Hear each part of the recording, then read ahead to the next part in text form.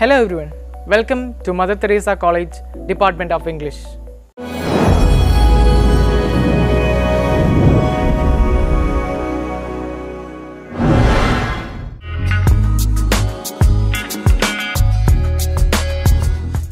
Today, we are going to learn a sci-fi story written by one of the best Indian film directors of all time, Satyajit Ray.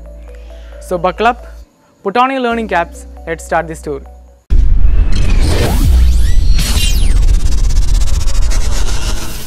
Professor Shungu is the hero of our story. He is basically a physicist and an inventor who lives in Girithi of Jharkhand. He always finds himself in strange situations. The story begins by addressing today's global UFO scenario. Recently, a UFO was spotted in two major cities of Sweden and in Russia. A decade ago, Professor himself had tried to establish radio contact with alien civilizations. But he stopped his research on finding out that yet another scientist, an Italian scientist named Rodolfo Carboni, was also doing the same. Days went by, and one day an interesting guy visits him.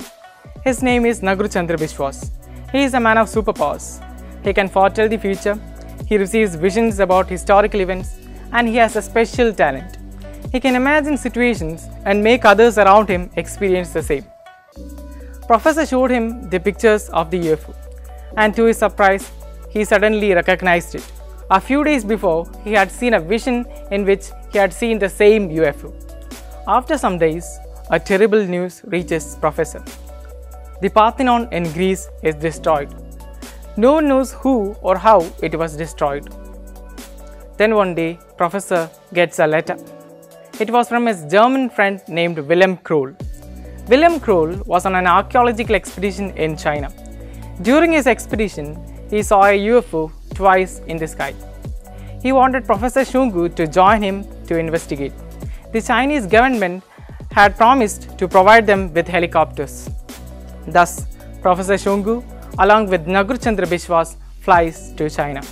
The adventure in this story starts here.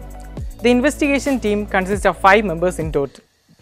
Professor Shungu, Nagru Chandra Biswas, Professor's German friend named Wilhelm Kroll, a friend from London named Jeremy Saunders, and also a Chinese archaeologist named Dr. Sheng.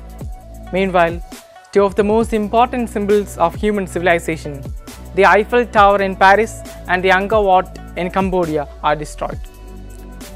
These series of destructions are attributed to the UFO seen in the sky. The crew started the investigation on a 6-seater helicopter across the Taklamakan Desert. During their flight, they spotted the potential landing place of the UFO. They decided to land there. After some time, the actual UFO flew in.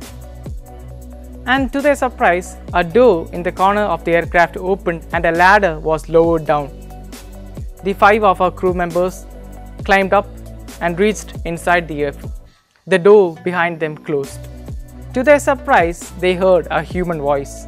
"Welcome, gentlemen." They were asked to surrender their weapons.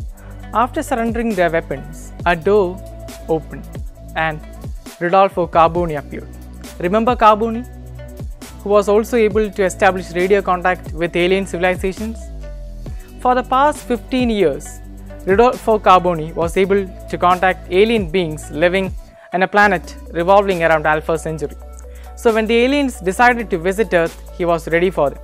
But unfortunately, when the aliens reached Earth, they died out of influenza, leaving behind the valuable aircraft they arrived into the hands of Carboni. Rodolfo Carboni had a tragic past. Initially, he was an architect, but due to the conspiracy of some conspirators, he had to give up his profession. Then he becomes a physicist. So, when the UFO came under his hands, he used it to take his revenge.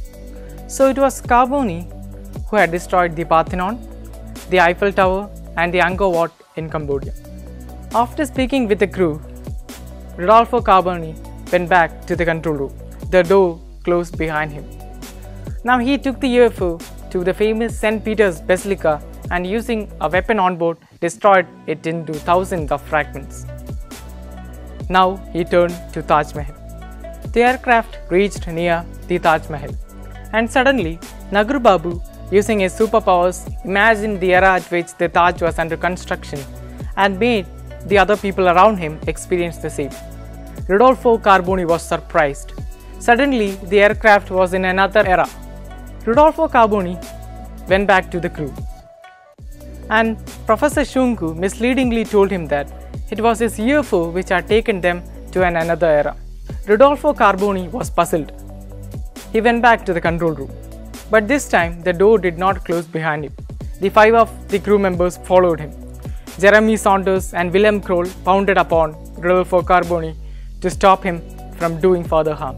Meanwhile, Rodolfo fell upon the control panel, hitting upon a prominent yellow button. Suddenly, a robot was turned on. The robot came near Rodolfo Carboni, and with its metallic alarms, it collapsed around his neck. After 1 minute, everything was over. The lifeless body of Rodolfo Carboni fell upon the floor. From then onwards, the robot took over. It took the aircraft back to the Taklamakan desert where the journey had begun. The 5 of the crew members got down the UFO safely, and alas, the UFO went back to the skies.